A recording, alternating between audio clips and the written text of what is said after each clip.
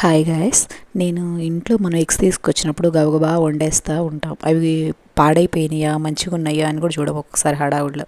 కానీ అలా చేస్తూ ఉంటే మన హెల్త్ ఖరాబ్ అయిపోతుంది.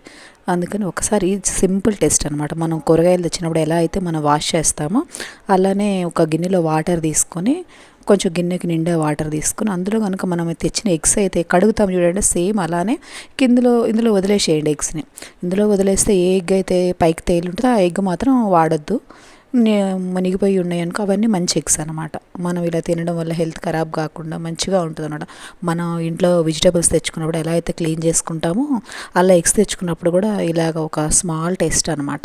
ఇంట్లో మనము ఎవరైతే మనం తెల్లాలైతే కిచెన్ అంతా మనమే కదా, అలాంటప్పుడు ఈ చిన్న టెస్ట్ అంటే తెలిసిన వాళ్ళకని కాదు, తెలియని వాళ్ళకి ఏదో నాకు చెప్పాలనిపించింది. అంటే మనం తెచ్చుకున్నప్పుడల్లా ఇలా చేసుకుంటే మన హెల్త్ మనం కాపాడుకున్న వాళ్ళం అవుతాం కదా. అలాగా ఈ మునిగిపోయిన ఎగ్స్ ఏదైతే ఉన్నాయో ఇవన్నీ మంచి ఎగ్స్ అనమాట. ఏవైతే పైకి వచ్చేసినా అవన్నీ bad eggs. Thank you friends, subscribe my channel.